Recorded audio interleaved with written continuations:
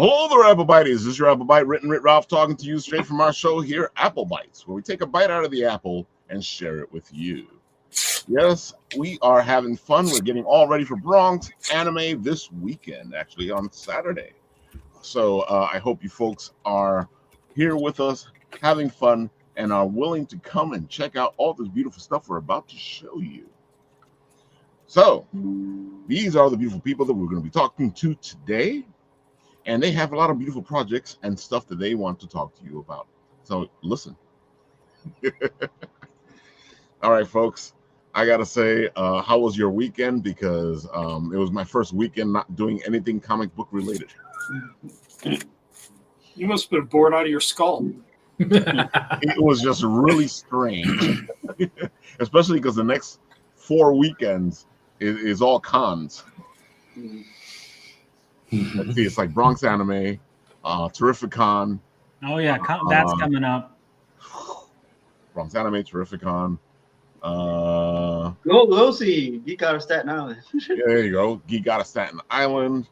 Anime NYC. Anime NYC. Yep. You'd think someone would plan it not that way. They're like, yeah, the summers are always vacation, baby. Gotta get it in. On elders would sit down at a Starbucks in downtown Manhattan and figure it out.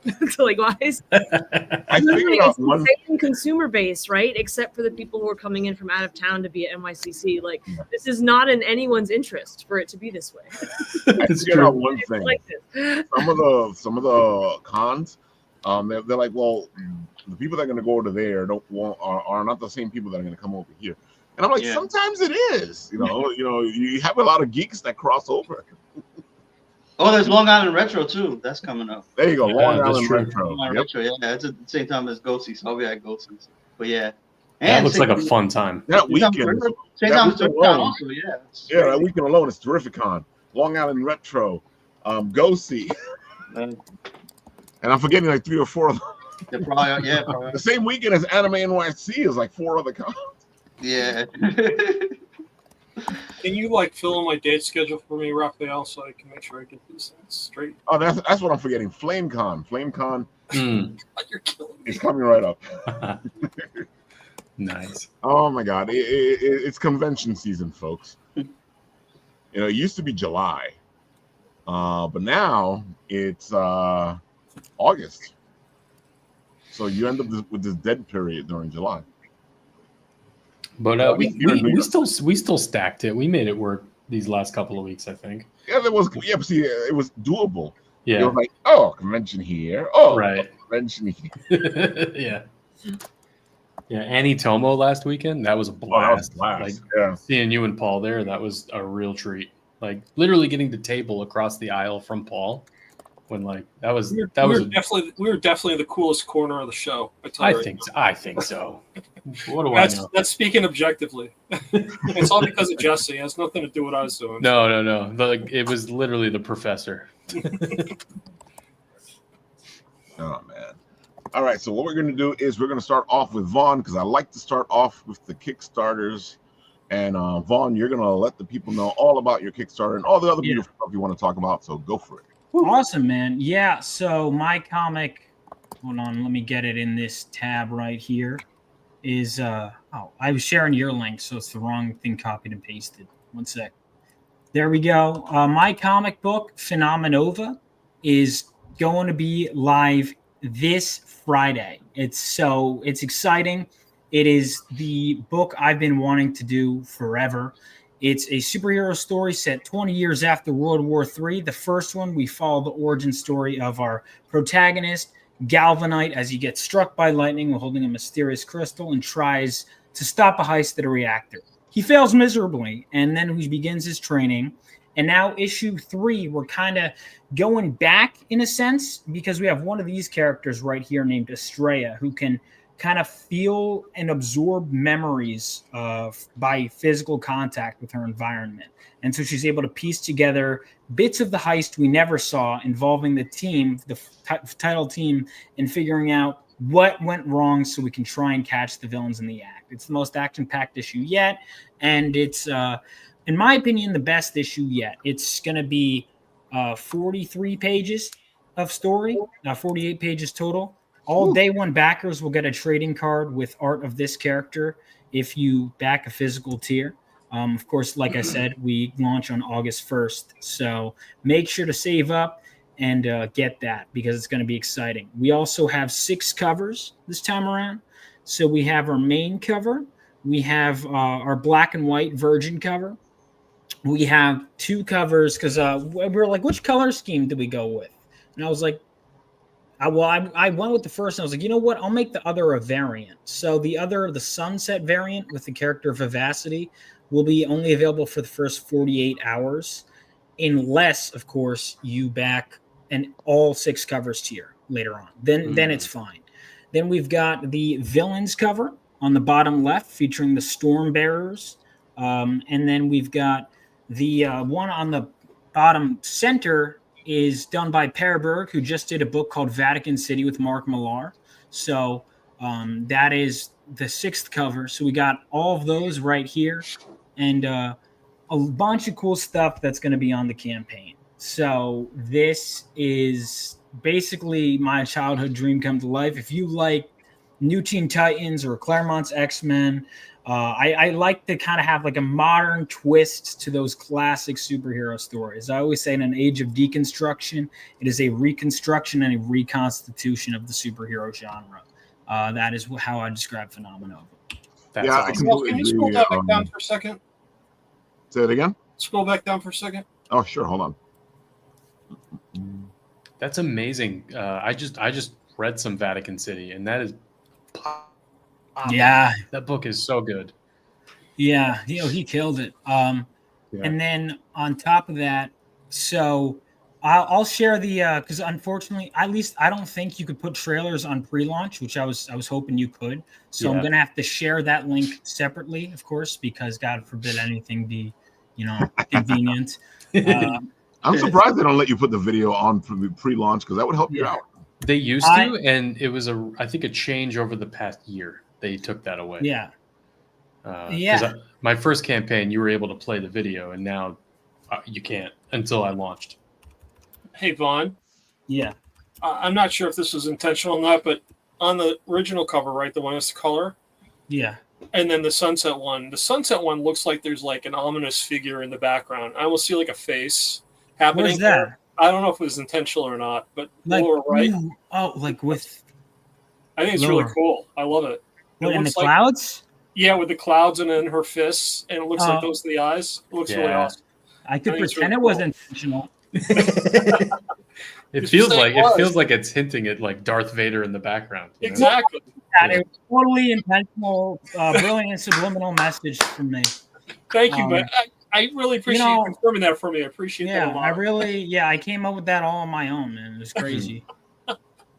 All right, let's see if we can do this. Let's play the videotape. Here we go. Cool. Sound's got to be on.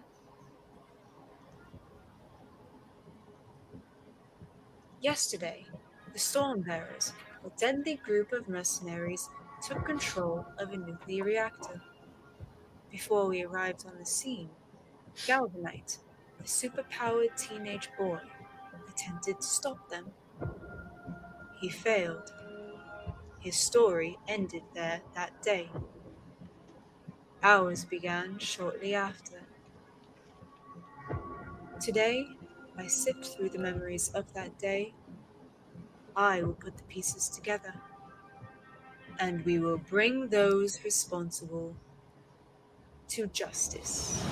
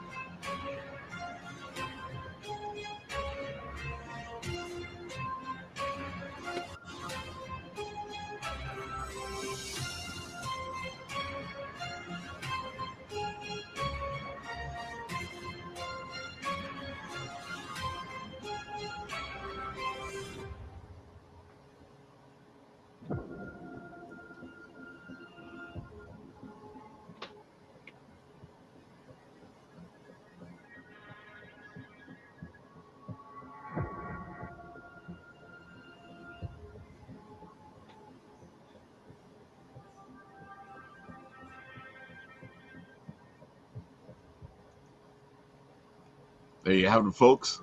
Great trailer. That's awesome. Yeah. Good work, man. Thank you. The artwork Yeah. is fantastic.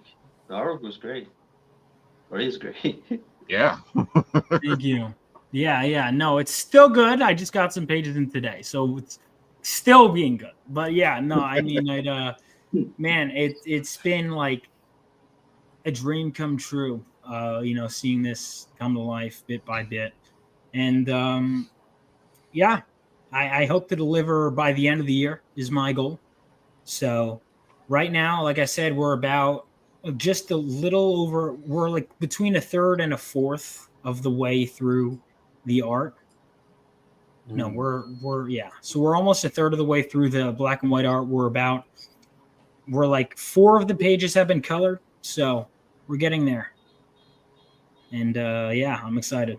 I'm not worried about you. you. Stunning. That art is just beautiful. really impressive. Oh yeah, no. It must be so much fun receiving pages in your inbox and stuff. Oh yeah. It's like stop everything. Stop everything. All right. Hold on a second. Yeah, like I had like a list of stuff I had to do, and then I spent like an hour going through. I got pages that were what was written in my script, and then the way it was, I was like, let me rephrase this a bit.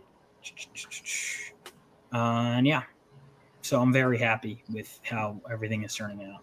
It's exciting. And I wish I could show more of it off on the campaign, but like not only that, but like some of the color pages I do have, or most of it isn't colored yet. But even what I do have, I'm like, that's a spoiler, that's a spoiler, that's a spoiler. Because my whole thing is I've built up a lot of questions in the first 2 issues subliminally. Like I don't like doing the thing where the reader has no idea what's happening. Like what's happening, but I throw some like bonus questions where it's like, oh, do you want that answered? And then I answer a bunch of them like right out the gate. Nice. So I'm like, that's not on the campaign. But yeah, it's been fun. That's pretty cool. It's always good to know what you're getting yourself into, especially if you're paying attention. But I find that most readers don't pay attention. You think? No. Like, what's going on? I don't know. Yeah. Where did that come from? What do you mean, where did that come from? Yeah, that's actually why. One of the things I was doing today, I was like, do I want to have a like previously on? Because I realized I was like, oh, I actually kind of catch the reader up on everything. But it's like, you know what? I'll just have like a 1-page kind of, even if it's just a little blurb of like, here's what happened going in. I want every reader issue, especially with these first ones, to be new reader friendly. Okay. And then you'll be like, man, I should have read those earlier issues if you decide to only get 3. Otherwise, you can catch up. Yeah. I like the way the Superman movie did it, because that was like my experience, like reading comics. Like the first page, like this happened, that happened. Yeah. I like that. It felt like very comic booky. Same with the Fantastic Four movie. I really liked that. Oh yeah. I've been hearing good things. I haven't seen it yet, but I've been hearing good things. Yeah. I was pleasantly surprised because I didn't really have expectations at all going in. Yeah, same. And I was like, wow, that was fun. I enjoyed it. But I gotta say, like, I'm not worried about you getting the book out there because your turnaround time has been really quick. Yeah. Well, I think when people give me their money, it's like, well, first of all, it's not your money. It's it's money. They're helping fund the product, so they get it. It's really important. And I don't like having to keep explaining to people why the book isn't done. So I'm like, let's keep that to a minimum. I always like that. And also, I want to get it out there, man. I'm like, let's get the title team finally appearing in the book, please. Right. So that way I could actually explain instead of having to go, no, that guy on the cover isn't Phenomenova. Well, they're coming, man. It's like now I'm gonna be like, that's them, okay? That's them. So that's really nice. That does make it a little easier for you. A lot easier, man. A lot easier. Oh man, I can see it. I go, where's Phenomenova? No. I've had people that have read the book that are like, it's crazy what happens to. I'm like, in the book, I give his name isn't Phenomenal. You've like, as people who have read the book, I'm like, that's not. I remember the first year of like Bendis' Ultimate Spider-Man. It took him like a year to put the costume on, and it was like, Really? but you know it's coming, so it's fine. You know he's gonna put the costume. You also know who Spider-Man is. You know, Right. no one knows what a Phenomenova is. Also, Spider-Man is pretty easy to understand. Spider plus man. Gee, there's only, you know, the Invincible Rat. Phenomenova is like, what the hell does that mean? In the comics when like Invincible Man, what's in the cartoon too. He does it with Batman. He's like, so you're a spider and you're a man. That's like the laziest name. Yeah, but it's like, here's the thing: is that coming from Invincible? I'm like, you got a unique name, buddy. Like, okay. It was in the cartoon. Literally, they did it with Batman. So you're like a bat and you're like a man. Like it's just lazy. Right. Well, according to Kirkman, that wasn't Batman. That's what he has to say. No, I don't know who that guy was. It wasn't Batman. That's what he has to say. Well, it's always funny to me when it's the writer has it that he was given the name Batman, and I watch like the news and I'm like, I don't think that would work in our world because they'll probably give him a stupid name first. Yes, and then the cool name comes out. That was one of the things. So like, because my superhero story set 20 years after World War III. And when I was coming up with the names, I remember coming up with a really cool name for one character who hasn't even been shown off yet, by the way. Like, that's the thing. I have like ideas behind my ideas, but one of the names I was like, that's too cool for the media to have come up with. Like, I feel like newer characters, like when superheroes are an established thing, kind of like how we had Superman, Batman, which led the way for us to get all these crazier names. I kind of wanted my world to an extent, kind of did that. Where now we have characters like the 5. So Galvanite hasn't joined, but we have Galvanite, which coming up with a new lightning hero name that wasn't taken was very tough. A lot of lightning heroes. I realized that. My original idea was for Lightning Lad. I thought that was an original idea when I was in second grade. And I was heartbroken when I was looking up this team that I'd never heard of called the Legion of Superheroes. I was like, no. I was like, no. But I have the 4 new characters are Force, Vivacity, Thermo, and Estrella. Estrella was originally Lady Justice, but there were 1,000 Lady Justices. And I'm like, So I went to the Greek roots behind Lady Justice. Nice. That's what you got to do. You got to do your research.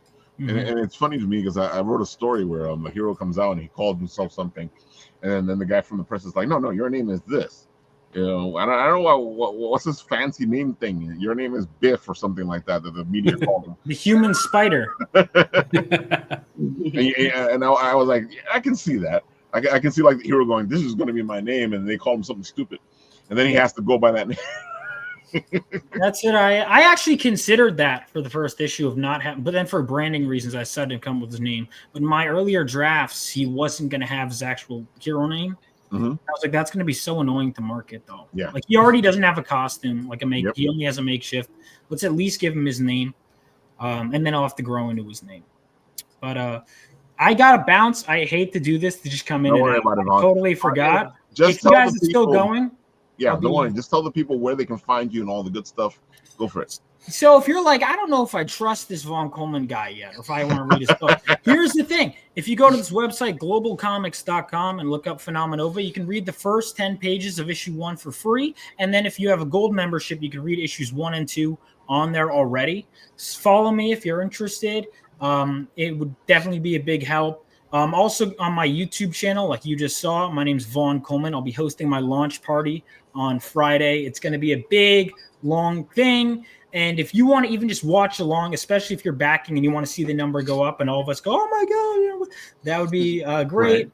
I'll be having people popping in and out throughout. It's going to be a long running stream. But I also have multiple other projects in the works. Like I have a short story collection. Yep. Go to my website right here, Rebel Oasis Studios, and join my email list. That'll also keep you up to date. I try and I'm always promoting something. Got other projects in the works, and I can't wait for you guys to see what I'm doing. And you can also see him at multiple conventions. Yeah. Terrificon. If anyone here is going to be at Terrificon. We're going to be at Terrificon. I'll be at Terrificon. I got a table. Actually, one of my variant cover artists is going to be there. So another reason to back. we're going to be having prints of my buddy Zach's cover, that villain cover. If you're a Kickstarter backer or back the Kickstarter at the con, I'll give you one of those 11 by 17s signed for free. So see, that's what you got to do, man. You got to entice people. That's awesome. Yeah. Yeah. So Absolutely. yeah, even if you're like, oh, I'd rather just buy issue 1 and 2 off me in person, fine. But back issue 3, that way you can get that print in person for free. So nice. It'd be really great to know where these links are. I'm kind of lost right now. Sorry. No. The link will magically appear in the comment section. I don't know how it will happen, but it'll just magically appear in the comment section. Where's the link, Ralph? Which link are you looking for? I'll post it real quick. That wasn't nasally enough. Who did that? Was that Jesse or Tony? I don't know. I have no idea. It's got to be more like, put the link in the chat room, please. Right. There it is. See, look, it's magically just appearing in the chat room. There we go. Just put the Kickstarter down below again. And then my launch party, I will put. Right. Oh, you got the link for the launch party already? Oh, yeah. I listen, man. I have it ready to go. When I'm on a promo screen. There goes the link for the launch party. Hell yeah. Look, folks, I'm going to even give you the link for the launch party. All right. Sounds good. See you guys. And I'll see you at the Roof Gun. See you soon, Vaughn. Yeah, I might. If you guys are still going, I'll swing back on. But, all depends on the Geek Out. You're invited to come back. All right, thank you. Bye. Link store. Hey. I put it in the wrong section, folks. I put it back into the private chat. No. There you go. It's Now it's over show. there. Now you can go look at it. Now you can't. Now I don't have to hear. But Ralph is not in the comment section. You've been doing this how long? 10 years now? Come on. There's a podcast I watch, and every time they make a mistake, they're like, "This is not a professional operation. It's your fault if you expected that."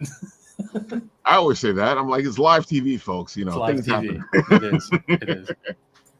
All right, I mean, Alexander. a lot of shows always say that until they figure out how easy it is what we're asking them to do. It's like, oh, I can't show you my screen. Oh, I'm doing this on amazing. Then they figure out.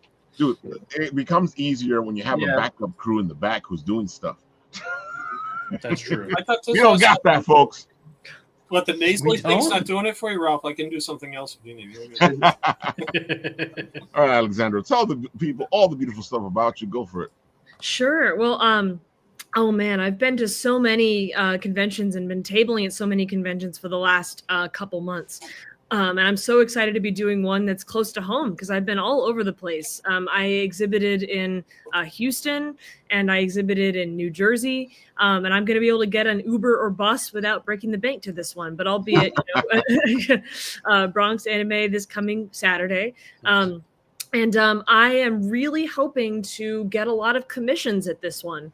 I really love drawing for people. I want to kind of be loud about the fact that when I do commissions at conventions, so not always, not when you message me over Instagram, but at conventions, I do pay what you will commissions. So essentially, you tell me what you want me to draw, I'll draw it for you, and then you tell me how much you want to pay me for it. And it has to be at least $5. But I would rather draw for people and give you something that you like and that you'll use to share my name with your friends than to sit there doing nothing and leave you wanting more. So I would like you to please come up to me and ask me to draw things for you. That was a commission. That I drew that in 7 minutes. Cool. Someone came up to me 2 minutes before the convention closed at Summerween at Halloween Adventure like 2 weeks ago and said, man, can I get a commission from you? And I said, yep. Sure. So I did it in 7 minutes, 5 minutes late, but it was okay. She was so happy. She had Paul McCartney on her shirt underneath that. But yeah, please come up to me. And I also offer the pay what you will thing because I know a lot of people who are at these kinds of events are young people who might not have a lot of extra money to give. And I would like to have money myself. And I would like you to have art. So please come up. I would really appreciate that. Thank you. That's so cool. Thank you. Yeah, and I was in that outfit, so I drew myself in that outfit. I'm going like the pumpkin meme. It's me. Oh, that's funny. Yeah. I was looking at that cartoon with Elon Musk again. And I was like, I think I made him too sympathetic. Like I feel horrible for him. Like I wanted to poke at the masculinity, right? I did not want to engender sympathy. So I think that's that just means you're a passionate person and you have empathy. Your own compassion came through. Yeah, thank you. I'm like, oh, he's crying. He's got a little backpack. And poor guy. You know, I felt like, Alex, hands yellow, heart red. One of the best out there. I had no idea you were so kind with the commissions. Oh yeah, of course. You know, but like, yeah, if you want me to just draw your, like, this was another one. If you want me to just draw a character for you, you shouldn't feel like you have to break the bank in order to do that. And of course, right, if you want color or if you want more than 2 or 3 characters, then I'm going to say, okay, new minimum. It can't just be $5. So I want to make sure I'm being precise with expectations. But if you want something like this, draw your OC with a limited amount of detail, then that's fine. Oh, and like with that one actually with the deer. So that was somebody's pay what you will commission, but they said, please make it very detailed. So I said, sure, as long as it's at least X amount. And then they gave me X times 2, you know, so it's flexible. Cool. Yeah. Oh, and here's just so you know, I'm not just a masochist. Like part of the philosophy with the pay what you will commissions is when you say pay what you will, right? Your expectations are probably low. Like what? She doesn't know how much she's going to be getting for this. She could be getting nothing. It's probably not going to be very good. And then it's really good. so cool. It's part of the situation too. Because most people are expecting something that's worth $5 and then they get something that's worth $15 or $20 and then they pay me that much. Oh, so definitely. I was going to say, you know, your art doesn't look like it's worth $5. It looks like it's worth way more than that. Thank you. It is. So it is. But people who are a little bit more financially, you know, stable, paying me a little bit more helps compensate for the teenagers who would just like drawings of their OC. So yeah. Well, you're setting the bar very high for me now, Alexandra. I'll see you on Saturday. I'll proposition what I'd like you to do for my characters. So. Oh, sure. Yeah. Well, and this is only an at-con thing, so come see me somewhere in order to take advantage of that. You'll see me before I see you, put you that way. There you go. Oh, and by the way, this was an at-con commission too. And sometimes I edited the lighting on this drawing, and it looks fine on my phone 80% of the time. But sometimes I'll open Instagram and the lighting will be garbage. So it looks like the lighting is garbage on your computer. So I think I just need to take it down and edit the lighting. I don't know. I like it. And I have to say, folks, you're probably looking at it on a screen, so it makes it look different. When you're on the page itself, it looks really really nice, even though it looks nice right there. Thank you. Okay, cool. Well, that's good to know. I probably will repost it while doing the editing before putting it on Instagram and filtering it there. But I'm glad that so far for the last month, it hasn't looked bad. It looks like you put it through a filter, though. I don't know if you did or didn't, but I was messing with the brightness and contrast in Instagram, and I've noticed that sometimes when you do that, it won't show you how it really looks until it's published. But you will see how it really looks if you edit it in your Photos app on your phone beforehand and then put it on Instagram. So, yeah, I just need to do that with this image again. Yeah, I play with filters in the Flash a lot. So, yeah. Oh, cool. Yeah, for sure. Oh, nice. Yeah, that was at Garden State Comic Con. Someone bought that. I drew that when I was 15, and someone bought it, which was cool. You drew that when you were 15? I thought it was something you drew recently. Oh, yeah. I think that big binder I have at tables is frankly full of mostly stuff from high school. And I'm just whoa. That's awesome. I got to say, that Toothless looks fantastic for 15. Seriously, yeah. Thank you. Thank you so much. I just am grateful that I get to profit off of things done. Oh, my God. Look at this. That's gorgeous. Oh. Thank you. It's an alcohol marker which blends, and then I added colored pencil on top for texture and highlights. Because once you add in colors with Copic markers, you can't make it darker. Right. So sometimes it helps to add detail more precisely, and also to add lighter colors with colored pencil. So Prisma colors are great for that. Nice. I think it's funny that you even put the original post. I did. I thought that would be fun. It is. Something inspiring 15-year-olds or something. And there's my cringe write up from when I was 15. Nice. Wow, that was 10 years ago. Woo! That was Houston. That was great. By the way, that was incredibly slow, like Comic Palooza in Houston. And I hate to be so money centric, but Garden State Comic Fest went so much better than Houston, financially speaking. So kudos to whoever was running it. Wow. I appreciate that. Yeah, and Garden always gets a lot of traffic. Oh yeah, Garden gets a lot of Saturday, traffic. Sunday, they always a lot of traffic. Yeah. Yeah, for sure. Yeah, when you see her at a con, you get a lot. That's so cool. The cat stuff, yes, I like doing it, but it's also a marketing strategy. You know, it gets people to go, whoa, what's that? This table has to be fun. And, you know, it's painful by the end of the day, but it is so fun and so worth it. So I'm so happy you're talking about that because Jesse and Paul and I have talked about this a bunch of times where, you know, because Paul does the same thing. He's in well, the professor is at Paul's table. Sorry, the professor is at Paul's table. So you know, and it really draws attention. And then when they had Amelia Earhart as well, it got even more attention. And the problem with us, we're not capitalists. We just like to give things away. So, table, you know, we'll just give you everything we got. You don't have to pay for anything. There goes the Son of Saint. Good evening, Mr. Son of Saint, and he's saying brilliant. oh, Nice. That's nice. Oh man, I gotta say I love your art. It's Thank you. hard to put a finger on what it is. Oh, You have like a style, and I can see it is your style, but at the same time, you know, you're like, well, but what is that style? thank you. So, I would like to think that when I'm at my best, I'm putting Chuck Jones, Don Bluth, and Milt Call in a blender. That's yeah. If that's a I'm good doing my mix. job, that's what you're coming away with. So. Yeah, I got Don Bluth with your Toothless. I didn't see that in the photo with the boy who you took off, but when you showed that splash from your Instagram page, that was freaking amazing. It's really incredible. Thank you so much. You draw other people's stuff long enough, you accidentally plagiarize them without meaning to, and everything. So I gotta say, you have a lot of fun. I took a trip to the UK for a month, and a major highlight was going to the first preview of the new Evita production. I was the one in the outfit stumbling out with the armful of merch. So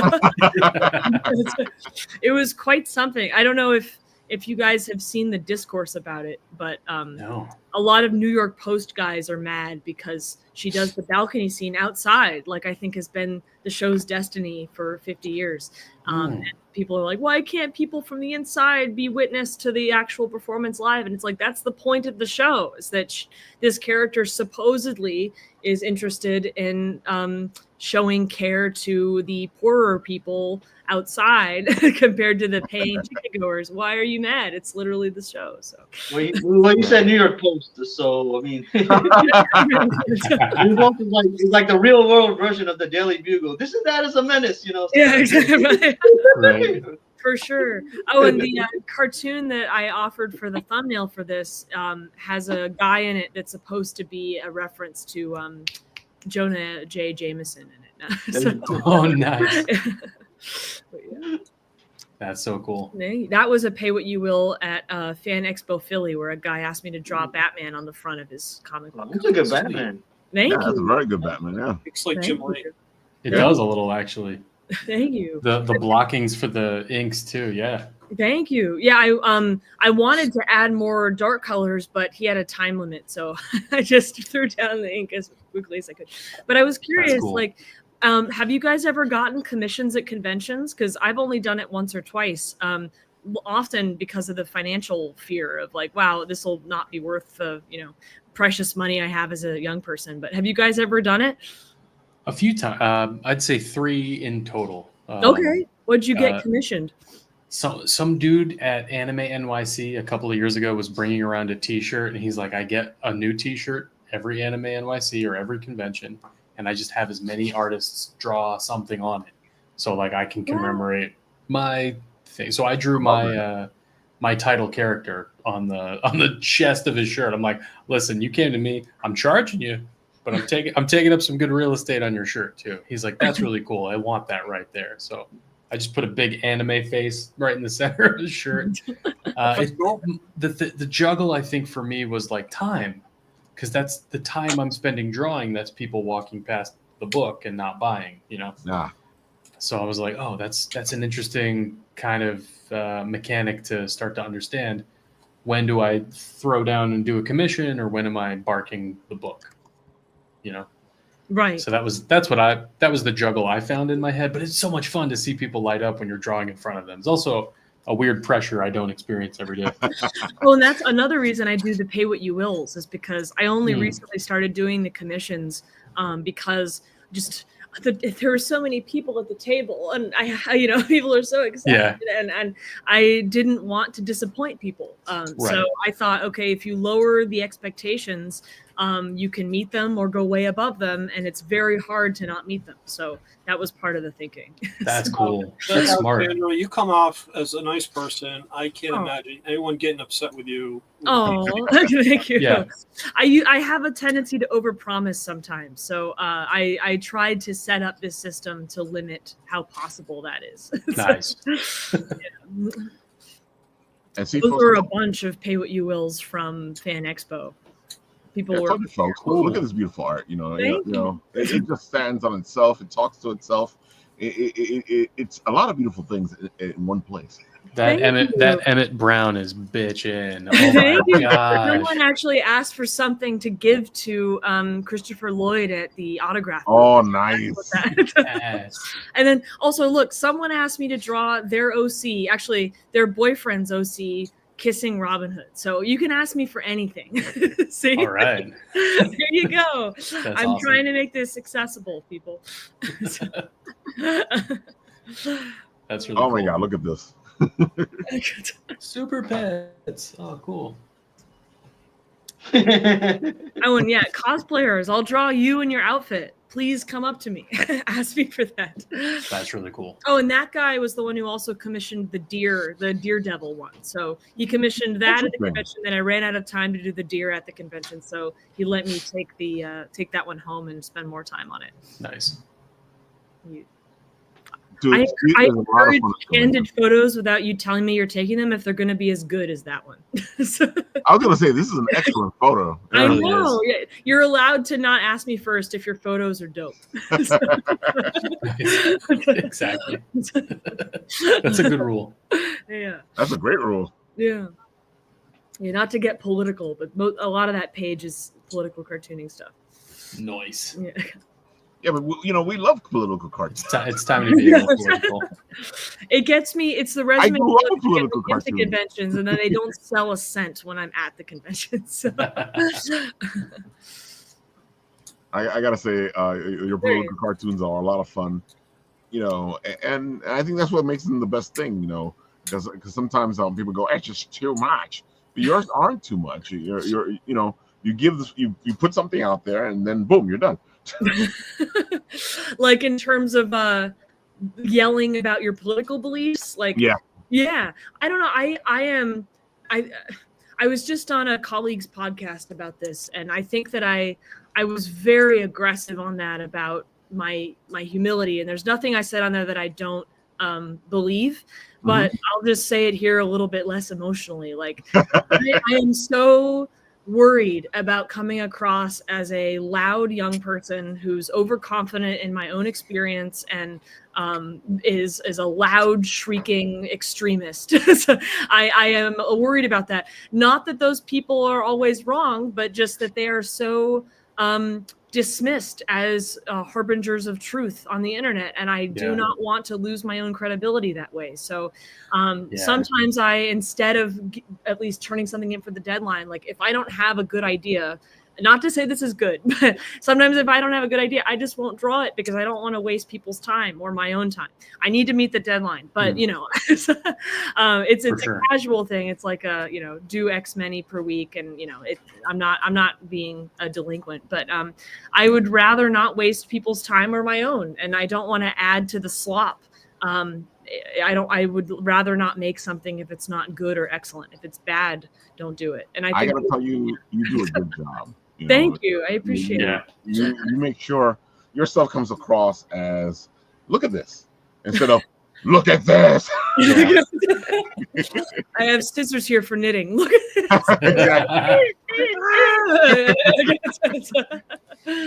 Yeah, well, that's so great, dude, because that's exactly what I'm trying to do. And yeah, that's the J. Jonah Jameson one. So this issue bothers me so much. Like, I work for a syndicate, and the editor of that syndicate just had to make a new portion of that website that doesn't involve certain political figures, because the people who subscribe to this political cartooning syndicate don't want politics. so my editor, like, he unfortunately is a little bit at the behest of these editors. So this is not at him. I'm not subtweeting him. I'm subtweeting him a little bit with this cartoon. But I'm mostly looking at the people who are not picking up cartoons about things that I think matter most. So nice. I gotta say, you do a good job. You have a good balance, but that's how it used to be. It used to be that there was a balance. You could say something and it wasn't toxic. It was you're saying something so people can listen to, and that's what political cartoons were for a long time.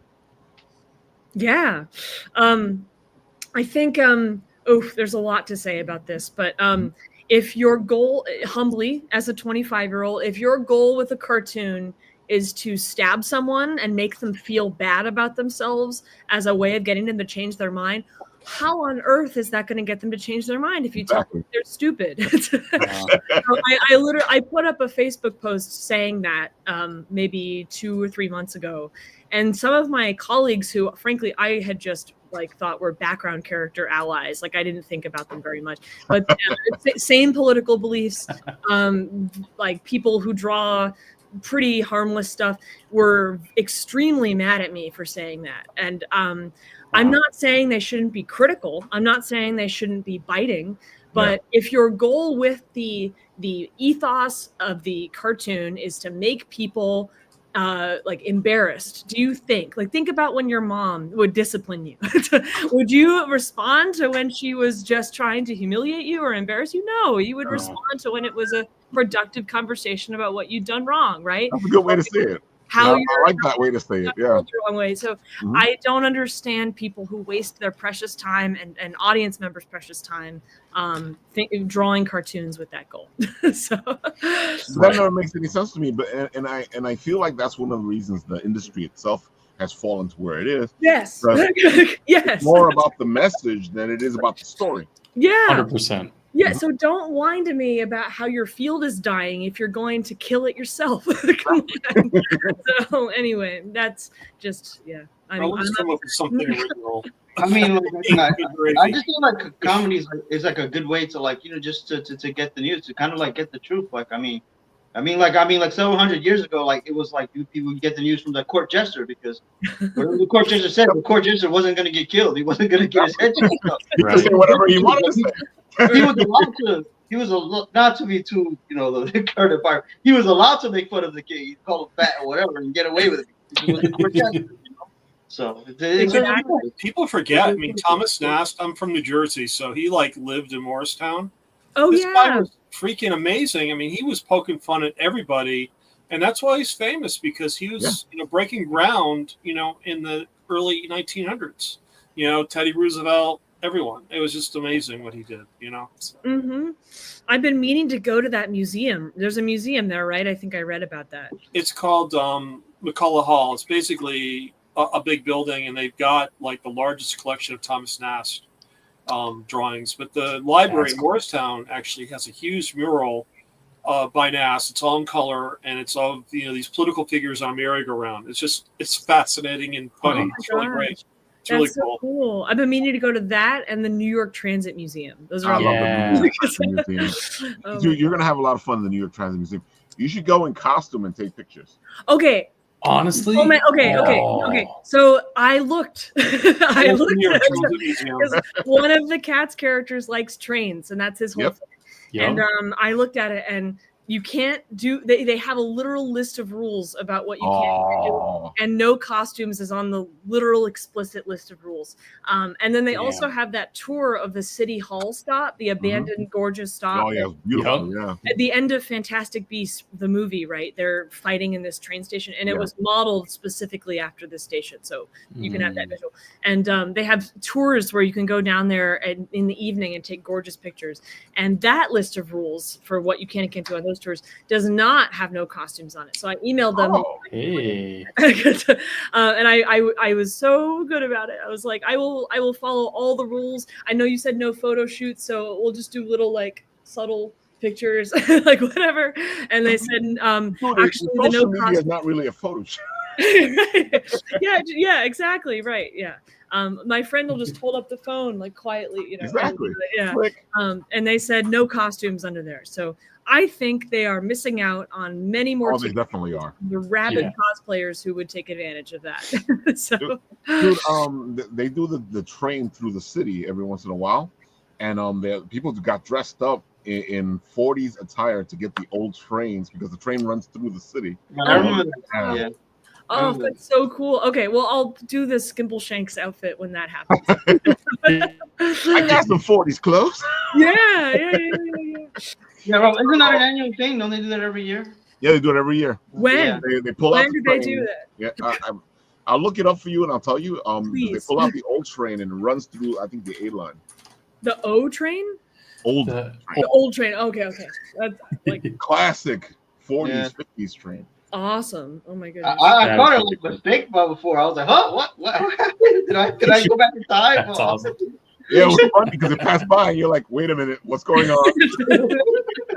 They should pull that train up to the Thomas Nast Museum and then have a turn of the century party. Exactly. That'd be cool. Son of Satan is saying, I would respond to my mother. I said I wouldn't respond to my mother because I'd be conscious. I'd be down the stairs. Some political cartoonists act the same way. In that I try not to be one of those people. Of course, the Son of Satan is also making light of his art, going, Raph keeps asking me to paint him like one of his French girls. You know this. Of course, Simon Force is like, I would like to see that. Nice. Of course, folks, Son of Saint, great artist. If you want some cover art, that's the guy to go to. You want a movie poster, that's the guy to go to. You want to be a superhero, that's the guy to go to. He'll make you up like your best superheroes. That's awesome. Yeah, Son of Saint does amazing art. You guys should go check him out. That's the Son of Saint. Can't forget that. Oh man, I gotta say, Alexandra, amazing. I do love you. The Cat's costumes. Oh, thank you. Dude, it's gotten so out of control. I saw this picture on the Instagram and I was like, damn. Thank you. That photographer had a great idea. I got to credit the photographer for that. Thank you. Yeah, this one looked fantastic. Yeah. I didn't know about this. Like before he took the shot, he took like a can of professional like hairspray looking photo fog and sprayed it around me, so it made such a difference. I think more photographers should carry around photography hairspray. It was the makeup is great in that. That's cool. Thank you. Yeah, just if you are an artist and you've thought about doing makeup for costumes, like remember, you've been drawing. You're just drawing on your face now. Exactly. That's all it is. That's fair. Yeah. I gotta say, I've seen you at the conventions. You're doing a good job because these people are looking at you and going, "I want to go check her out." Yeah. Thank you. Yeah, good. That's good because it is tiring. So I'm glad that it's working. Dude, I don't know how you keep your energy because That Alexandra is like, woof. What am I not giving that now? Of course you are, but no. That's a whole other level. Yeah. Honestly, just telling myself to do it, and so I do it. I don't have any more caffeine that day than normal. I just I lock in, as my Gen Z but younger brother says. I just lock in. I understand you completely because my written writ Ralph persona. Yes, it's a whole other thing, and it's funny because when I talk to people, when I meet them out there, and I'm all like, "So yeah, no problem," you know. They're like, "Wait a minute, what's different? What's this difference?" You know, you being Ralph, written Ralph. Right. I remember the first time I heard your non-radio voice, I was like, "Ralph's real? That's awesome." Oh man, but you're doing a great job. I do feel like you're actually garnering attention for your table. Yeah. Thank you. That's huge. I loved this hat. I found it and I carried it around for an hour. It was so awesome. And I was careful. I didn't put like I was choosing music for this post, and I was thinking about Copacabana because it was in O'Mary, and I was like, that's fun. But I don't want people to think I just chose a generic like Hispanic sounding song and put it on the post. So I put a specific Mexican salsa song on the post. Nice. To be honest, I don't know how you do this, Alexandra, because I just wear a wig. I'm freaking OCD. Like, I'm looking at your costume. That is all this is. And then, you just doodle on your face a little bit. That's it. Baloney. I don't believe that for a second. There's no way. Thank you. I appreciate There's it. no way. I agree, man. This is a work of art. It's a lot. That's a lot of dedication. Yeah. Too. Thank you. Oh, wait, hang on. Can I show you the new wig I just finished 2 days ago? Oh, yeah, sure. Go for it. We like to get them the sneak peeks and the look and the, fantastic stuff. But I also have to say, Alexandra, you actually become your character. And as a D&D player, I love that. Thank you. I just finished this one a couple days ago. It's huge. And I'll try to put it behind my head and maybe you can see kind of visually. Okay, yeah, I get it. Yeah, you get it. There's the silhouette. But this is, I know it's blurred, but there's the original Broadway production in the 80s had really scruffy looking, like modern art, naturalistic looking wigs. And I really wanted to try to remake it as closely as possible. So this is like my magnum opus so far. It's really, it does remind me of cats from the 80s and 70s. Yeah, for sure. Like it's enormous because they wanted to make it seem kind of more 80s scraggly and like feral animal scraggly. So that was teased alley cats. Yeah. Oh, and also so when you go to like a beauty store, you often see the jumbo braids in the background that are hair for people's hair extensions. So that's all this is. That's just that hair. Whoa. But a lot of people, and if you want to get a wig done quickly, you'll just take hair directly out of those braids and glue it right on. As I am learning painstakingly, to make a really awesome looking wig, what you have to do is blend the hair. So you cut like pieces this long, and then you put a different color in, and then you just keep pulling it out and putting it back, pulling it out and putting it back until it's blended. And so every single bit I glued onto this wig is blended. So that's amazing. It takes like 3 times as long. Like I said, work of art. Yeah.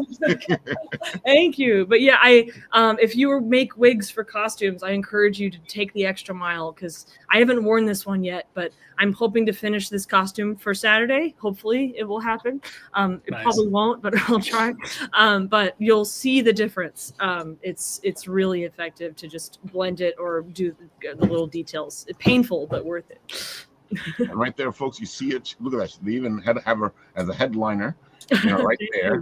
Bronx Anime and Comic Expo, fantastic convention in the Bronx. If you guys are out there, go check it out. This is really a great convention. A lot of fun too. I'm so excited. I haven't been before. Anyone have any tips? Just have fun, enjoy it. It really is. There's a lot of cosplay there. Great. That's cool. A lot of cosplay in it. There's a lot of people we know there, folks. Where is it? Where is it hosted? It is in the Bronx. It's in a church. It's in a church. Oh, cool. Okay. Yeah.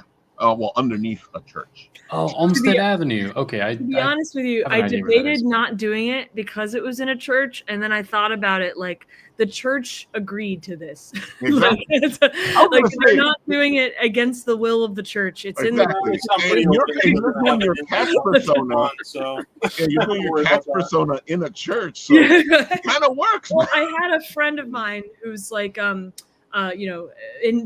wonderfully intense about his faith, not a Christian, but a different faith. And he's, we went to see Cats together, and I was in costume. And he told me months later, like, he felt like he had committed vague blasphemy by sitting next to me and like taking part in a pagan convention. That's funny. And I thought, okay, so I don't know. I don't agree, but I want to be aware that that's something people feel. So I don't know. I had that in mind when I did registry. I can see why you thought that. You know, it's and in I have those friends too. That's a one. Oh, you're a better person than me. I hear a story like that. I don't care what you feel. That's right.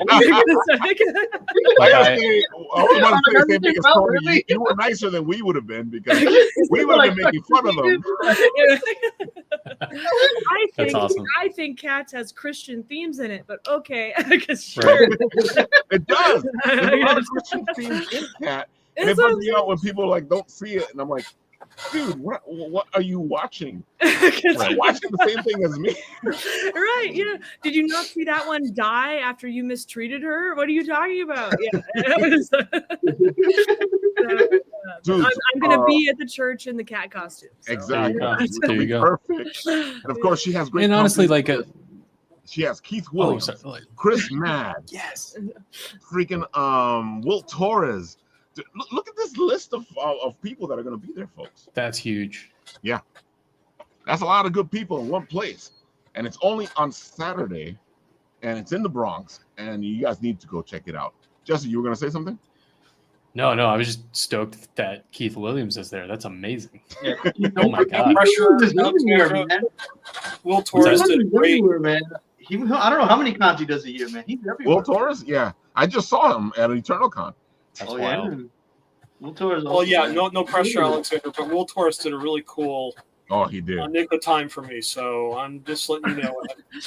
Got it. Well, I do put you on the spot.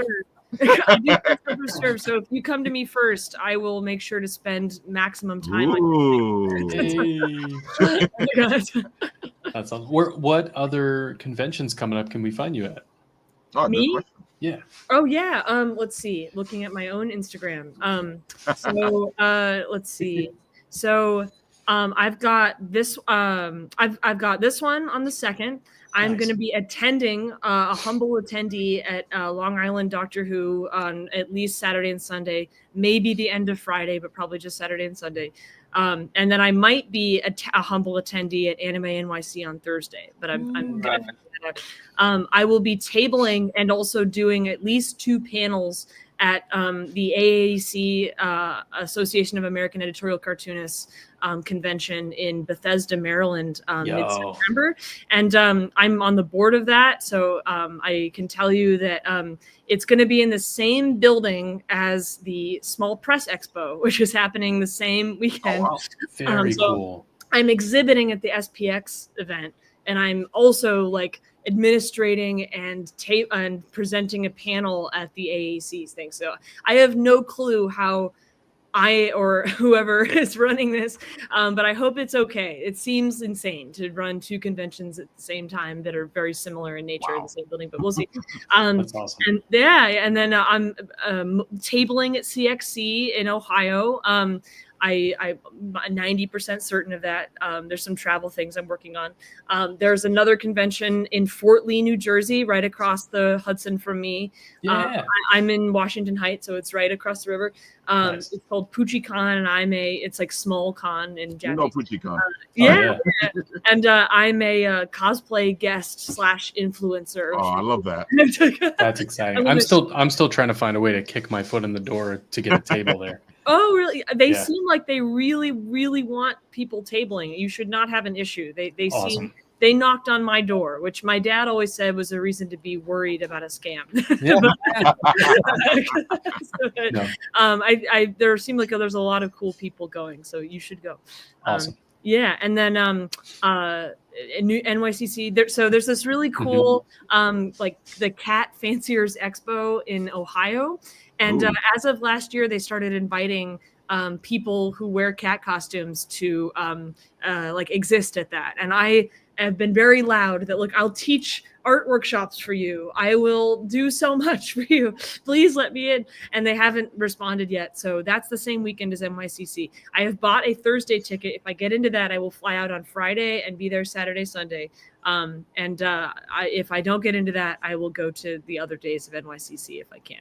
And then Big Apple Comic Con. And then I've already gotten in, thank goodness, to Fan Expo Philly again for next year. But yeah.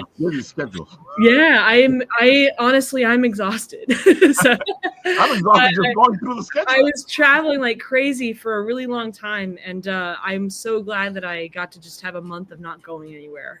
I'm really enjoying it. Yeah. I know how you feel. That's how I felt this weekend when I wasn't doing anything. Yeah, oh for sure. So yeah, I don't want to glamorize overwork. That was not good for 2 or 3 months. That was bad. But I'm excited to be doing some reasonable things in the coming months. That's exciting. Yeah. I got a Figment. I have a Figment. Hey! I love Figment. All right, folks. Jesse, why don't you tell the people all the good stuff, because you got a Kickstarter going. Oh my gosh, yes I do. Hey everybody, it's Jesse again. First of all, Alexandra, great to freaking meet you. That's super inspiring. Thank you. Great to meet you. We love her. We like having her on the show. Yeah. Oh, thank you. I just followed you on Instagram, Jesse. So thank you. Thank you. Yeah. Absolutely. Yeah. I hope you come on the show more often. That's so cool to see what you do. Oh, thank you. I would love to. Here's Ashes of Eden. This is a labor of love that's been in the works for a while. We just got done tabling a couple of events this past week. We were at Anitomo with Ralph and Paul and the crew. Yeah. And that was so much fun. Dude, that convention is just like amazing. It's like made for us. Beautiful, beautiful people running it. I always want my convention experience to be like that, because that was so cool. Yeah. But this is issue 2. We launched issue 1 last year to some pretty awesome accolades. Now issue 2 funded on day 1, just last Friday. Or was it 2? Yeah. Last Friday. That's 10 days ago, right? I can't count. I don't know, man. It's been 10 crazy. days ago to me feels like 2 years ago. It's nuts. Yeah. Because I've had like 3 different birthday parties since then, 2 conventions, and this launch. So it's been one of the more hectic launches I've ever done. But we funded day 1, and then with the conventions, we kind of like pushed 50% past that. So tomorrow I'm going to be announcing stretch goals with opening up some new rewards. So welcome to Ashes of Eden. It's the story of humanity resurfacing to a new dawn. We've been wiped from the face of the earth. Humans are no more. But now that people are resurfacing, they are digging for these ancient magic crystals underground to keep their towns alive. But one day, instead of a crystal, our main character here, Ash, unearths Eden, a girl from a forgotten civilization. And Ash and Eden now have to team up and start to peel back the lies of what they've been told their world is, as they outrun. What do we want to politically correctly call them? A secret society that's hell bent on destroying the past. So not too dissimilar to maybe what we got going on right now. It's great. I don't know what more to say. My brain is a little fried from this campaign, but in the best way possible. I'll help you out. Let's go to the videotape. Here we go. Thank you. Ash uncovers a mystery hiding deep beneath the earth. But before he can decipher the echoes coming from an ancient crystal, he awakens a dark secret. He and humanity are not alone. Now Ash must outrun the Stygian One, an ancient entity that feeds on fear. Will Ash survive long enough to learn the secret of the Halon Crystal, or will he meet the same end that many explorers before him have? Witness a scrappy thief with a heart of gold face the ultimate test of courage. Come, dance with the Stygian One in Ashes of Eden, Issue 2. Be not afraid. Hi, I'm Jesse Judy, writer and creator of Ashes of Eden, the post-apocalyptic comic book journey about a boy and a girl who stand up for what's right, even when they're told that they're wrong. With our last campaign success, we brought Ashes of Eden 1 to life by 200%ing our funding goal, earning the Kickstarter Projects We Love Award, and working hard to hit a rare 100% fulfillment for you on our first outing. Now, we're back on Kickstarter to take Ashes of Eden to the next level, and you on the next adventure with Ashes of Eden Issue 2, a 40-page supersized floppy that opens up the mystery of what happened to the world that came before. Back your favorite reward, like exclusive, signed, and original variant covers. A chance to be drawn in the book and become part of the world of Ashes of Eden forever. The one-of-a-kind revolutionary Halon Crystal Season Pass. Literally, comics hidden in a magic crystal. Check out another video of this reward in the campaign because it's really special. And last but not least, the limited edition lenticular collector's editions of Ashes of Eden 1 and 2. So check out the campaign to learn more about these amazing rewards. Thank you for being here and joining me on my creative journey, and for watching this special presentation. Back your favorite rewards, and I'll see you on the other side. See? I knew that guy. Yeah, what that guy said. I knew that guy could help Whatever me that out. guy said. I appreciate you. Cool. I appreciate you. It was cool in the beginning of the video when he had mouth movements. That was really cool. Oh, thank you. Thank you. He's like whistling along with the song. Yeah. I gotta say, Awesome. you can see your love for video games in this, which is one of the things we talk about a lot. Oh yeah. I know that you and Tony have this love for Mega Man, and you can actually see it in your book. That inspiration. Thank you. I appreciate that. Yeah, it's born from a big love of, all the stuff that I fell in love with as a kid. Legend of Zelda, Mega Man, Final Fantasy, very heavily baked into that, but also kind of my own philosophy, where I don't really get a platform to talk about it too much. And how do you slip in the ideas you want other people to read is you put it in your story. So a little bit of a love of world mythology and like studying different world religions. Some things slip in there. It's kind of fun.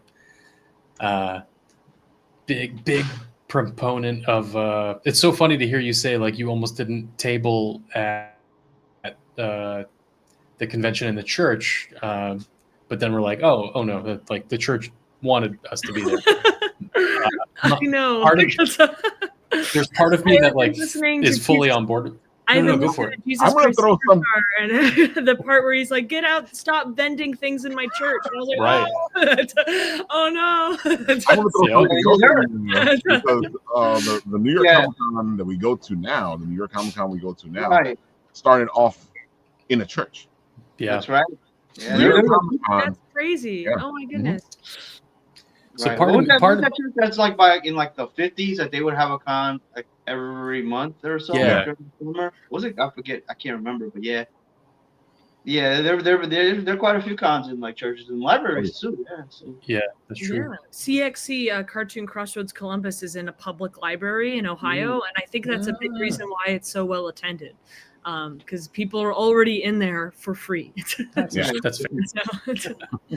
It helps. And my thought is like, well, hopefully it helps the church keep their lights on. That's pretty cool. That was my thought too. Yeah. Mm-hmm. The other part of me is like, yes, I want to, like punk rock Jesus is my Jesus. Like whipping vendors out of places. Like, let's go. Right, like the church this. That was because the vendors had not asked Jesus for permission to be right. Exactly. Also, they were selling morally iffy things. So true.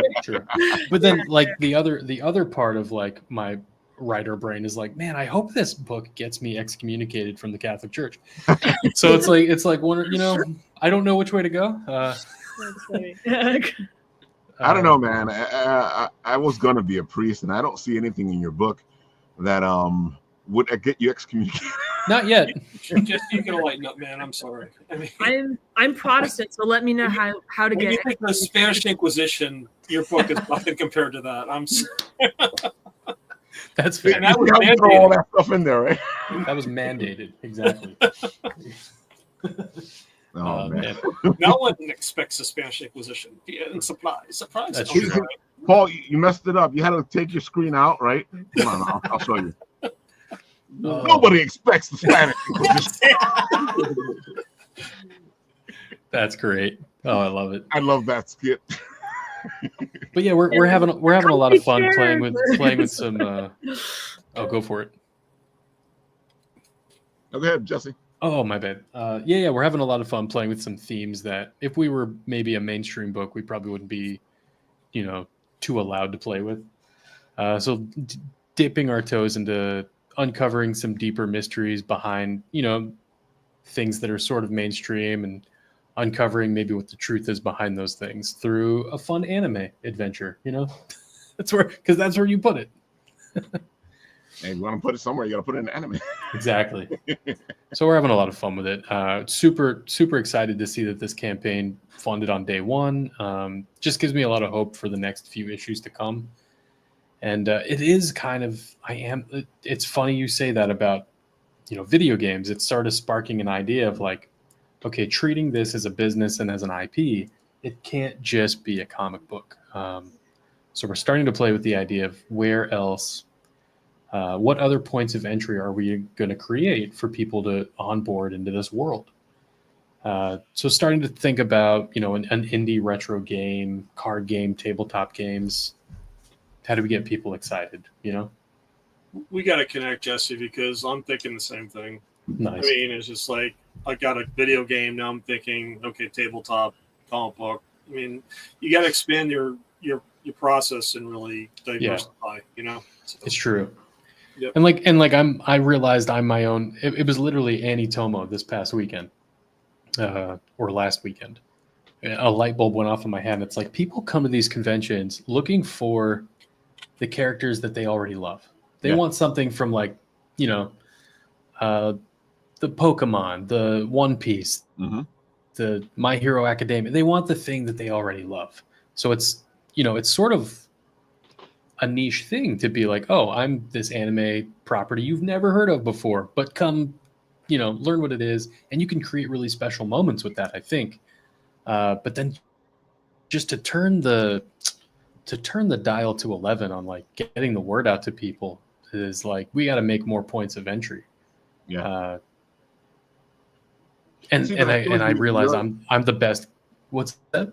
I was going to say, for your benefit, Jesse, I feel like you're doing the right thing. You can feel the love for all the other stuff, in your book. You can feel the love for, and that comes across.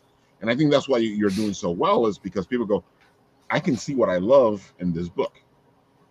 Nice. That makes me happy. Mm-hmm. It's really sad. I realized. Oh, sorry. I didn't mean to interrupt. No, go for it. Go for it. It's so sad when people who actually went to the trouble of making their own characters and stories are overlooked for people who just primarily copy other people's stuff. There's some kind of cosmic injustice about that. So right. I don't know what we can do to try to get casual attendees to be more interested in new things. It seems like a very difficult task. It's so funny that you say that, because I've seen it before. Like, oh my God, that art and that stuff, that concept, beautiful. Is like, you gonna buy it? No, it's not what I like. Right. That's at least that's every convention. Because you're not Legend of Zelda. I go to my local shop and I see all the books people haven't bought. And it's just like it's all like the mainstream stuff. And it's just like I think they're starting to get tired of the mainstream stuff and are looking for something new. I mean, they are tired of the mainstream stuff. That's exciting. But they won't get away from it. They're tired of the mainstream stuff, but they won't get away from it. Yeah, and I'm a little guilty of that myself. Like I still struggle branching outside of my Spider-Man pickup for the week or the month or whatever. But I started realizing from this convention, like I'm my own best case study. Like, I grew up loving Gundam and Digimon and Trigun and Mega Man and Legend of Zelda and Final Fantasy. And like for all intents and purposes, it's all anime. But when I thought about it, I didn't enter it all the same way. I found all of those through different points of entry, like Mega Man, Legend of Zelda, video games, Digimon, found it through the TV show, and then a card game. So it's like, what other things can we set up as like indie creators to bolster not just the book as a book, but like a brand? Yeah. So I'm starting to, my wheels are starting to turn that way and try to like, at the service of the reader, of the service of the people who are finding this book and falling in love with it with me. How can I make this more fun for you is sort of the end goal of all of that. What more fun stuff can I give you in the end? So my wheels are turning. I'm starting to think of some new things. But jump on issue 2 because we got some fun stuff coming up. Just tomorrow, we're going to be launching some new stretch goals that get you in the book. If you so desire to become a character in this world, you can back at a level that gets you a meeting with me. We sit down, we design your character together. I draw you into the world, and you live there forever. And in addition to that bundle, you're also going to get every collectible cover that comes with this issue 2 as well, in addition to your own crystals. So that's going to be fun. The tier after that, we open a brand new sticker pack. So I'm going to produce some brand new stickers for everyone in the campaign.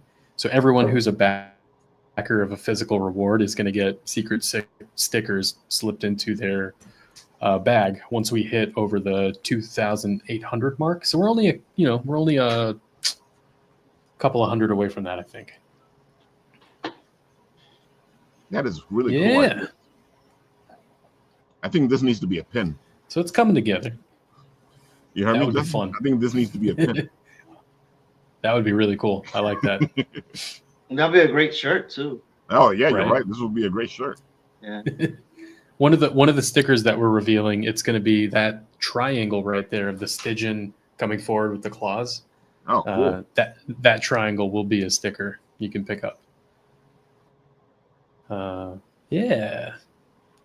And we have a lot of entry points here for you to jump in from like as low as $11. $18 gets you a digital of both 1 and 2. And then upwards, everything starts to get packaged together. And I'm just trying to give you everything to, give you what I have in my back pocket. The theme song is ready. We're going to do a launch party for the theme song soon. Oh, I love that. I love when they put music into comics because to me, comics and music are synonymous. Oh yeah, I'm always listening to music when I'm reading a comic. So this is like what would like when you start the start screen, this is what you would hear if it was a video game. See, and that's exactly what I when I look at your stuff, I have my own one. I don't know if it's gonna be if it's gonna synchronize, but I have my own one when I look at your stuff. That's awesome. Yeah, and it's a little inspired. I composed it myself because of the excess we funded with the last campaign. I was able to get a 50-piece orchestra and a good friend who's a music producer for bands like oh my gosh, some well-known like punk and ska bands came on board and helped produce the motifs for the different characters and stuff. So yeah, we'll be doing a launch party soon to release that. That's probably how we're going to end the campaign. The weekend or the week before August 3rd. So literally August 15th is when we end. August 3rd. So here's a little of my calendar. Next week, August 3rd, we have our first in-store book signing for issue 1 at a little shop in Jersey City called Dungeon Books. Our friends Dungeon Books, yeah, they're great. Local sci-fi and fantasy bookstore. They took us on as a vendor. So our books are right now sitting on the shelf there, and to kind of like drum up support and awareness of issue 2, I'll be doing a signing there. You can come get a signed physical copy of issue 1, back issue 2 at a crazy discount, and I'm going to give you a bunch of free stuff. So come on out to Dungeon Books, Jersey City, right on First Street, I believe. That's August 1st and August 3rd, next Sunday. Yep. Yeah, if you guys are in the area, come on out. I didn't even know comics, hang out. We'll have fun. I didn't know either. And we'll get you some fun free stuff too if you end up being a Kickstarter backer by the end of that signing. I like how you did that at Annie Tomo. It was a great idea, and people got good stuff for just signing up to, or I mean, for just supporting you on the Kickstarter. Yeah, Jeff. For our Kickstarter backers that backed in person, we got them a whole treasure trove of stuff off our table. And some great stuff too. Yeah, and all of it signed too. That was a fun time. My wrist was kind of tired by the end of that, signing too many things. But people backed it, and I'm so grateful for it because that means I get to keep doing this as as the thing, you know. That's why I tell you people, nobody's making any money. We're just trying to make the next book. Right, pretty much. And help us make. Yeah, we do it. We do it because we love it. Exactly. It's a labor of love. It is. I don't have ability to share screen by any chance, do I? Yeah, you do. You see do? the little Do TV with the plus on it? Oh, I do. Fun. So I'll give you guys a first sneak peek at what's going to launch tomorrow. I'm literally building it in Photoshop tonight. Let me see. Share screen. See, folks, we bring you into the creative process. Right. Is it going to let me? It should let you share. I just have to accept over here once you do it, but. Oh, sweet. Screen recording is allowed on that. It's making me put a password in. That's fun. Yeah, because I want to make sure it's you doing what you're doing. Right. That and you're not a robot. That's fine. Are you a robot? I am not a robot. I am not a robot. That's part of our sign-up process, too. We make people do a double confirmation on our email list, and we say, if you're not an ancient robot, and that's a throwback to the book. Select a screen to share. Is it going to let me? You kind of get an idea of what I do back here. That's true, right? I hate when I fail those tests online. Like, hey, can you find all the blanks you're trying to prove you're not a robot? And then I fail. I'm like, maybe I am a robot. Right. There's times I can't find it too. I saw the movie Blade Runner. Like, I don't know. Maybe I am a robot. Exactly. Right. Okay. It's not going to let me share the screen tonight, but I was going to give you a sneak peek at the. It's not letting you. That's weird. Stretch. It's not. It's making me go through all these permissions, and I'd have to restart my computer, I guess. To anyway, all that nonsense away. Okay. We launch stretch goals tomorrow. It's going to be a fun time. We've already unlocked 2, so when it launches, there will be 2 unlocks already. So a big announcement of like 2 things already available for you. See, folks, just come back on Wednesday, and Jesse will show you what he showed everybody tomorrow. Tomorrow, yeah, exactly. Well, it would be yesterday. Time is a funny thing. Yeah. Okay. Time's a weird thing.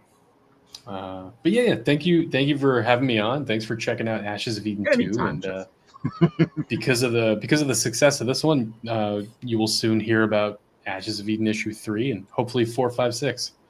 We'll keep it going. We'll do the thing. Do the thing, right? All right, Paul, your turn. Tell them all the good stuff.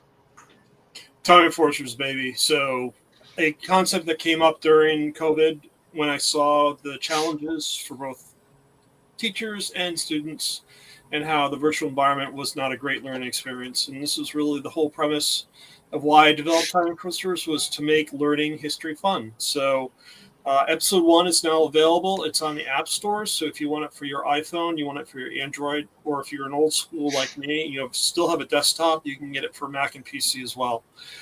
It's a couple bucks. It's well worth the cost of a coffee, which I can't get for $2 anymore. So it's actually less than a cup of coffee. But their whole premise for Time Enforcers is really to expose players to learning history, and it's done in a fun way.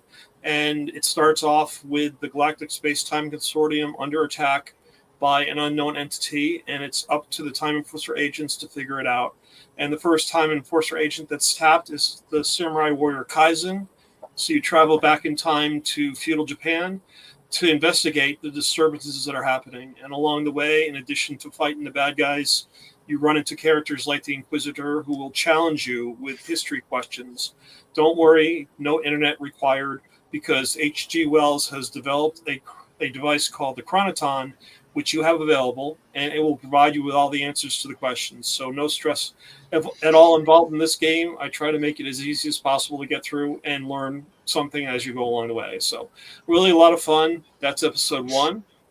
We're currently working on episode 2, which is pretty exciting. It's going to be featuring Amelia Earhart in her modified Vega 6 3D, because it has to travel interdimensionally. It's not her Vega 5B, but it looks similar to it. But still, it's going to be a Galaga experience. So if you guys have ever played Galaga in the 90s, you're going to be flying Amelia Earhart's Vega 3D, 6 3D, sorry, and you'll be fighting off Chronolith minions in the air. So kind of cool. I'm pretty excited about that.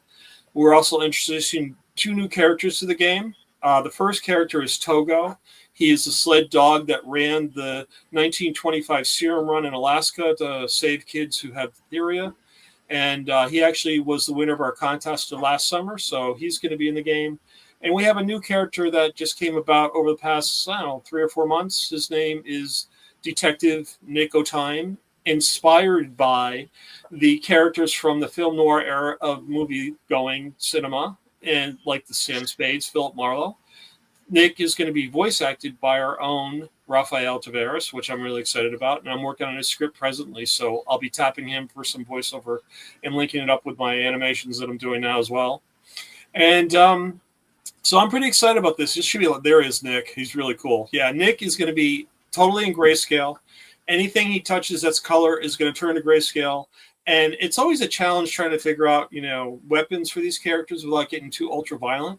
So Nick is going to be carrying a magnifying glass called the Gumshoe Debilitator, which spits out blobs of bubblegum at enemies to incapacitate them in their tracks. So really having a lot of fun with this whole message and game. And we're going to be adding even more puzzles, because a lot of the feedback I'm getting, there's not enough puzzles, not enough challenge. So guess what, guys? I'm going to start challenging you big time. So I'm going to have some fun with this. And then we're going to have an arcade section too, because what would be a video game without at least 100 levels of Galaga to play? So I'm working on that now. I'm getting close to getting these automated so I can do 100 levels, hopefully within time frame. But it's really a lot of fun. I'm having a great time with this, and it's just a blast. I mean, going to the cons, meeting all these creative people, networking with people I've never met before in the industry. I'm just having the time of my life right now. I wish I could just stay up 24 hours a day, 7 days a week, and not stop working, which is really cool. So having a blast. Yep, folks, Paul is a real person of the arts, and he everywhere he goes, he just helps everybody out. So help him out. Hell yeah. Yeah, it's I think it's a lot of fun too. I mean, I've been playing it for the past 2 years, and I'm still not bored with it. I mean, it's based off the old episodes of the Batman series. It's like tune in next week, same bat time, same bat channel. Well, that's what we're going to do with this game. We're setting up episodes for each level, and that's how I really envision this. So it's one episode builds on the next, and then it's just meant to be a lot of fun. It really is. That's cool. Very good, very good, very good. So, folks, I have a little message from the RP Jesters. They are doing a show in Brooklyn, so it's live RP, and you get a chance to go and enjoy a nice little Dungeons and Dragon or role-playing type game. And I will, let's see, I got a little video from them. Let me put it up so that you guys can hear all about it from them themselves. Here we go. My name is Rachel Cornell, and I am one of the producers and main cast members of the TTRPG Actual Play podcast, RP Jesters. I just wanted to jump on here and talk to you guys a little bit about our live show that we are doing tomorrow, Wednesday, July 29th at 7 p.m. at Sip and Play Board Game Cafe in Brooklyn, New York. It is a show that we have titled The Last Wish, in which our players will be using the lasers and feeling system to learn about the value of happiness and also to be careful what you wish for. Like I said, the show starts at 7 p.m. The tickets are $20, and you can buy them either online. There's a link in our link tree /RP Jesters where you can purchase them there, or you can also buy them at the store. It's going to be a super awesome time. There's going to be a little bit of audience interaction. There's going to be silliness from the cast. It's a really cool story I'm really excited to share. And I am also the GM of this story, so I am really excited to be telling this story to you guys. We are all looking forward to doing the show and bringing more actual play content to New York City. If you guys are interested, we would love to have you come stop by and definitely say hi. Definitely say that you came from Bitten Apple TV. We would love to hear that. And hopefully we'll see you there. Thanks, guys. What's up, Bitten Apple TV? My name is Rachel Cordell, and I am one of the producers and main. Hey again, Rachel. I'll That's share awesome. all the information with you guys so you guys can go check it out. It's Wednesday at 7 p.m. The 29th. 29th? No, 28th. That's tomorrow. That it is? 2 Today's days? the 28th. Tomorrow's the 29th. Let's see. Yeah, Wednesday's the third. Well, I'll give you the information. You go figure it out. Okay? Nice. Nice. But it's in Brooklyn. It's easy to get to. Go check it out. You know our friends RP Jester. They're fantastic. If you like watching Vox Machina, this will be right up your alley, or all that beautiful stuff that comes with watching D&D. Nice. Alexandra, one more time, tell the people all the good stuff, and I'll put up where you're going to be. For sure. So go ahead and come by my table at Bronx Anime and Comic Expo this Saturday. Like I said, I will possibly be in a brand new costume, hopefully, if I can get that done this week. Please follow me on both accounts. I can't believe it, but the little mini costume account I made to supplement the other one is like dwarfing the other one in terms of engagement these days. So I noticed that. Yeah, and partially it's because That's cool. Yeah, when I am in costume, you can get like interesting photos with no effort the whole day. And when you draw something, it takes, every time there's a new post with a drawing, you have to draw something. So, I've been trying to find ways to supply the drawing account more. And I think the answer is just draw more. So that's on me. But please follow both accounts. Alexandra Bowman Art. So my name and art is the art one. And then A Bowman, so the letter A, my last name, Costumes. A Bowman Costumes is the costume one. So please follow both. And let me know if you want to do a pre-con commission. Maybe the first 3 people to ask for it will get the pay what you will rate. Well, okay, let's make that official. The first 3 people to pre-commission and at con pay what you will get the pay what you will pricing scheme. So so please do that quickly so I can plan. and you better get to her before we do, because we want it too. Yeah, right. So yeah, please, and I'm excited to see you there. Thank you very much. Gotta say, folks, Bronx Anime, fantastic convention. It's like one of those classic comic book conventions, and like those classic comic book conventions, it's in a church or under a church. As above, so below. Exactly. So go check it out, and if you see us there, say hi, and maybe you'll be in the trailer. Right. Folks. Anything else before we go? I haven't done a type. I usually like last year I did it a few times. I do a type up of every comic book I'm reading and stuff. Called like Tuesday type up. So I have not been able to do one all year because I've been so busy. So tomorrow it'll be up. It'll be done. So it'll be on the main page, and it'll just be all the manga and just a sum of all the manga and comic books I've been reading lately, what I've been enjoying. So check it out. So that's awesome. Yeah, Tony. Forward to that, Tony. One of our writers here, and you guys should check out his type ups and write ups. They are funny. Writer, okay, all right. You want to say, Jesse? Oh no, I said I'm just looking forward to that, Tony. That sounds awesome. No, I thought you were adding something. No. But Tony did remind me, speaking of writing, of folks. Of course, the Written Writ Ralph is always doing his little write-ups on writing and all the other stuff, because that's what the Written Writ was all about in the beginning, was learning to write, this journey to become a writer. You and I and you becoming better writers together. So right now on Vocal, I've been doing a series on character creation, story creation, and right now I'm at the part where the who, the what, the where, the when, the how, the why, the all those questions you want to know when you're creating your character and help you create your story. So right now, go check that out, and every time you read, I get paid. Nice. Can you scroll down a little bit? Oh, you want to see the pic? I want to see the picture. Yeah. So there's no reason why you can't be cosplay on Saturday, man. There's no reason why you can't be. I wish I had this costume. This was during an extra type of thing, so this is their costume. You get like the jacket and a whip, you can be Indiana Jones easy. Oh, definitely. This is true. No, he's Detective Nick O'Time. Oh, yeah. It's probably self-serving. Didn't you get that? Come on. Well, Indy was based off Remember when Jose Bogart, did it? so that works out. Ralph, you remember when our mutual friend Jose went as Indiana Jones? I think that's the only time. That's right. He did go as Indiana Jones. Yeah. That's awesome. It was the only time he did it, yeah. He had the whip and everything. Man. And before you ask, there he goes. Oh, you can go check out the Vocal. I put the link in the comment section so I don't hear it. Coming with his own links. All right, folks. On this show, when it ends, I press the button and this happens.